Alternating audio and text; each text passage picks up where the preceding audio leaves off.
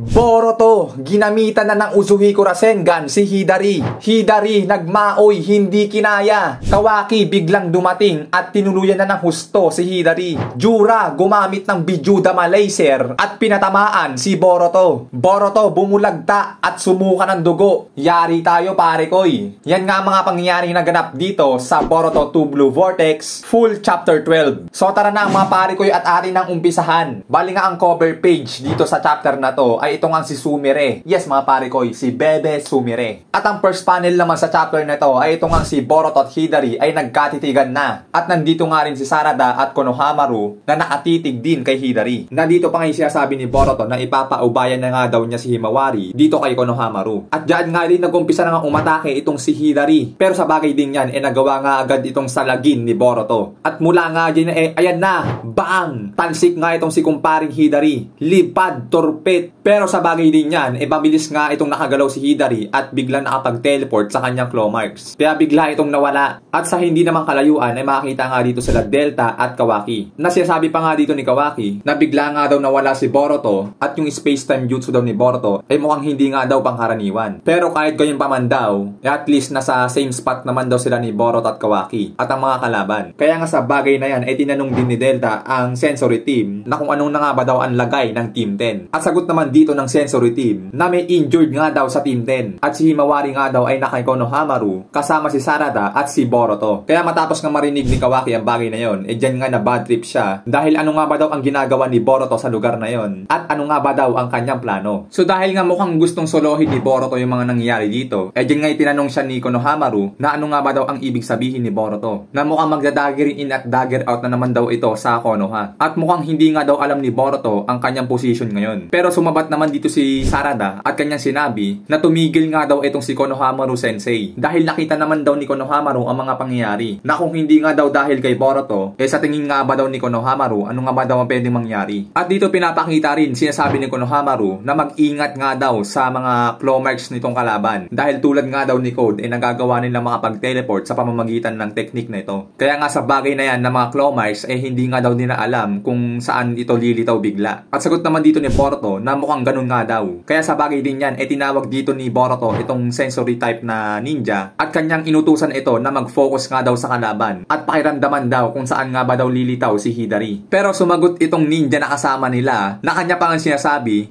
bakit mo ako inuutusan? Rebelting ninja ka lang naman. Napaka-arrogante ng attitude mo. So, panis. Boy, sumasagot kay Boruto. Well, sa bagay, yun nga kasi ang tingin nila. Nakakala nila kalaban si Boruto. But anyway, sa next panel nga dito, dito nga nagsalita na si Sumire at kanyang sinabi kay Boruto na ang target nga daw ng kalaban ay si Sarada. Nakahanda rin silang sakta ng iba para makuha nga lang daw ang kanilang target na si Sarada. Kaya nga din sa bagay na yan, sinabi dito ni Sarada na tama nga daw ang bagay na yon dahil nga narinig niya pa mismo kay Hidari na gusto pa nga daw siyang kainin ng nilalang na yon. Nang dahil nga rin dyan tinanong pa ni Sarada na mukhang may kailangan silang gawin sa bagay na yon. Sa kadahilanan na rin na ang kanyang ama ay naging puno. Kaya sa bagay din yon napaisip nga dito si Konohamaru na ang mga bagay na nangyayari ngayon ay may kinalaman nga daw kay Muigi. Na ang mga nilalang na yon ay naging isang puno na rin. Kaya sa next panel dito sinalaysay ni Boruto na yung Hidari daw na yon is ayun nga daw yung nabuhay kay Sasuke. Na yun nga ay wala na siyang pakialam at hindi niya na daw dapat ipangamba pa. Dahil ang kailangan nga daw ngayon matalo ang mga nilalang na yon para nga daw matulungan at mailigtas na nga daw si Sasuke. So it means to say guys, pag natalo siguro nila ang mga nilalang na to, yung mga Shinjugans, so parang ibig sabihin ni Boruto, babalik yung mga karakter na naging puno. Kaya sa bagay din yan tinanong dito ni Konohamaru na ano nga ba daw ang ibig sabihin ni Boruto at saan nga ba daw nakuha ni Boruto ang mga impormasyon na yon.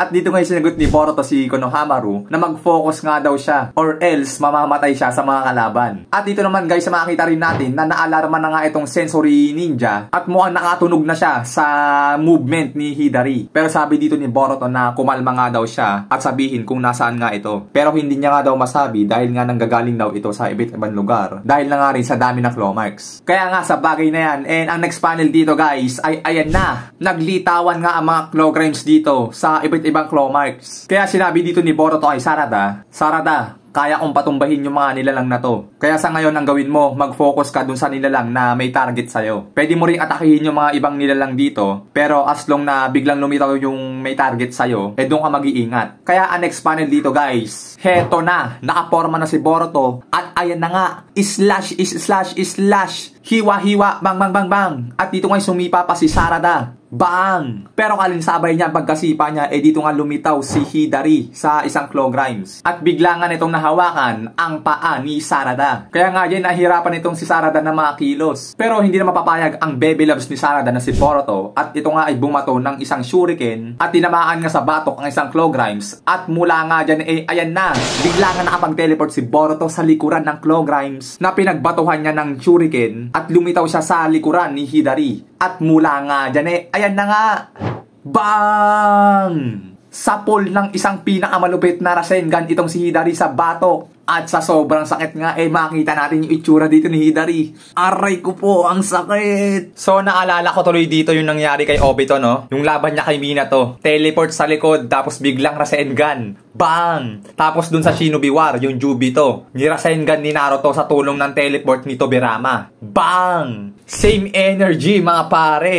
Kaya nga sa bagay din yan, nag-dagger out muna si Hidari at lumusot doon sa kanyang claw marks. At ito nga ay umuwi sa kanilang bahay, doon sa kanilang dimensyon, na kung makita pa natin dito, nag-heal o nagre-regenerate uli siya doon sa Rasengan na pinagtamahan sa kanya sa batok. Kaya nga matapos gumaling bumalik ito sa battleground at lumitaw ito sa likuran nila Sarada at Boruto. Kaya sa bagay din yan sinabi dito ni Sarada na lumipad nga daw itong si Boruto at si Sarada naman daw ang haharap dito sa lupa. At kung magpakita man daw agad si Hidari, gumamit daw si Boruto ng Rasengan. Pero sagot sa kanya ni Boruto na hindi nga daw makakatulong ang paglipad sa alapaap. Kaya sa bagay din yan, sa next panel guys, sinasabi dito ni Boruto, I will use the Uzuhiko maximum output para nga daw tapusin itong si Hidari sa isang atake. At yan nga pinaliwanag pa ni Boruto kung ano nga daw ang Uzuhiko Rasengan. Na ito nga daw jutsu na to ay panibagong niyang Rasengan na kahalintulad nga daw sa isang planeta na hindi tumitigil sa pag-ikot. Kaya sa bagay din yan tinanong dito ni Sarada si Boruto na magagawa nga ba daw talaga ni Boruto na matalo itong si Hidari sa isang atake lang nang hindi ito nakakatakas sa pamamagitan ng kanyang claw marks. Sagot naman dito ni Boruto na posible nga daw ang bagay na iyon, lalo't wala naman daw limit ang kapangyarihan ng kanyang Uzuhiko Rasengan. Kaya ang next panel dito guys ay eto na pinakita dito na pumoporma na si Boruto. At dyan ay sinasabi niya hindi daw siya makakalipad dahil kinakailangan daw nananatili ang paa niya sa lupa upang makakuha daw siya ng planet chakra. Kaya sa bagay din yan naunawaan ni Sarada na kailangan pa ng oras ni Boruto upang mabuo ang Uzuhiko Rasengan. Kaya nga sa bagay na yan hayan na nga guys, kumilos na si Hidari at lumitaw na ang kamay nito sa ilalim ng lupa, which is nandun yung claw marks. Kaya guys, makita rin natin dito, gumamit na naman ng wind barrier itong si Konohamaru para protektahan si Boruto at Sarada. Dahil nga sabi ni Boruto kanina, kinakailangan niya ng oras para malikha ang Uzuhiko Rasengan. So dahil nga kailangan rin protektahan ni Konohamaru habang nag-iipon ng chakra itong si Boruto, dito tuloy sinabi ni Boruto, Konohamaru sensei, bakit nandito ka? Di ba sinabi ko sa'yo na bantayan mo muna si Himawari? Then sagot naman dito ni Konohamaru, huwag ka na magreklamo, gawin mo na yung jutsu mo ngayon para matapos na to. Kaya ang next panel dito guys, heto na naman. Nahuli na naman si Sarada nitong ni Hidari. Dinakma gamit ang kanyang wood hand. Pero hindi na mapapayag si Sarada ng ganun-ganun lang. Dahil nga dito na nga gumamit siya ng isang jutsu na Chidori Nagashi. At kumalat ang mga electricity nito sa buong katawan nila. At nadamay si Hidari. Kaya sa bagay din yan, nahawakan nga ni Sarada itong wood hand ni Hidari. At mula nga dyan, ayan na. Boom! Hinagis nga ni Sarada itong si Hidari sa ere. At sinasabi pa dito ni Sarada, Boruto, handa ka na? At sagot naman ni Boruto, sa totoo lang hindi pa to ready, pero bahala na. At kaya mula nga dyan ayan na nga. Bang! Isang napakalupit na Uzuhiko Rasengan ang pinatama ni Boruto dito kay Hidari. Ikot-ikot ka ngayon, sir. Hindi mo naman ang gagawin mo. Nagkapunit-punit nga itong si Hidari, mga pare ko. Yan yung makita natin, no? So matapos nga ang atake yun, dyan ngayon muntik pang makasiway itong si Hidari at gumamit ng claw marks para makapag-teleport na naman. Pero ang sunod na panel dito, heto na guys. Biglangan dumating itong si Kawaki at hindi na pinabayaang makawala uli itong si Hidari. At muna nga dyan, ayan na. Bang! Sabog at wasak nga itong si Hidari mga pare koy. Pinasabog ni Kawaki. Yes sir, napakaangas ng entrance dito ni Kawaki. At hindi na nga nakawala si Hidari. Pero sa bagay din yan, matapos nga magkalasog-lasog at mawasak si Hidari, may isang bagay nga dito na tumalsik. At ito nga ay pinulot agad ni Boruto at tinignan ang bagay na ito. At ang next panel dyan, dito nga tinanong agad ni Boruto si Kashin Koji na ano nga ba daw ang masabi ni Kashin Koji dito sa bagay na to. At sinabi naman ni Kashin Koji na wala nga daw pag-aalinlangan dahil nakita niya lang ang bagay na ito. Ito nga daw ang Turn Soul. So itong Turn Soul, no, parang ano siya, parang itsura ng chakra fruit. Yung kinakain din ng mga Otsutsuki, mga ganon. Na mukhang andyan din yung buhay. Kaya nga Turn Soul, yung kaluluwa nandyan. Pero dito naman sumabat si Kawaki na sinasabi niya, Hoy Boruto, kailangan mo magpaliwanag. Ano ang bagay na yan? Kaya ang next panel dito guys, heto na. Sinasabi ni Boruto na itong Turn Soul daw, ito yung bagay na makakatulong sa master niya na si Sasuke na naging puno. So kung nauunawaan nga daw ni Kawaki, pabayaan na nga daw siya nito. Or kung hindi man daw, puputulin nga daw ni Boruto ang kamay ni Kawaki. Tanong naman dito ni Kawaki kay Boruto na sino nga ba daw ang nagsabi kay Boruto ng mga bagay na iyon? Saan nga daw galing ang mga impormasyon na nalalaman niya? Pero habang nag-uusap nga ng dalawa, heto naman mga pare koy, bad news.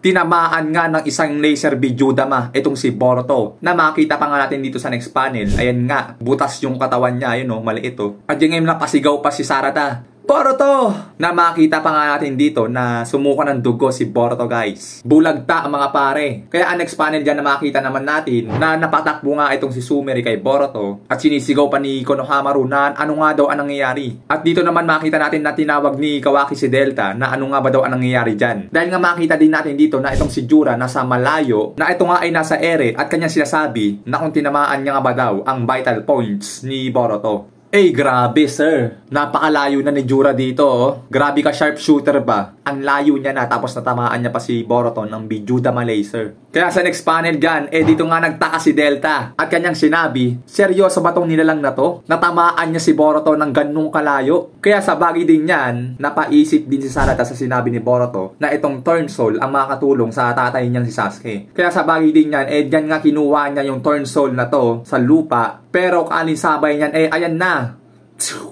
Sapul din siya ng laser Bijudama at tinamaan siya sa kanyang kamay. At napasigaw si Sarada na, sabi ni Konohamaru, Sarada! At yan nga biglang lumipad itong Turn Soul na to at bigla nga itong napunta kay Jura. At ito na nga yung last panel guys. Sinasabi ni Jura dito, sapat na siguro si Kawaki upang makain ko dahil isa din naman siyang Otsutsuki. At dagdag pa niya, pero, Boruto, hindi ako makapaniwala na alam mo ang bagay patungkol sa Turn Soul. So, maaaring mas mapanganib ka pa sa inaakala ko. Kaya ngayon, nakapag-decide na ako na ikaw ay aking papatayin.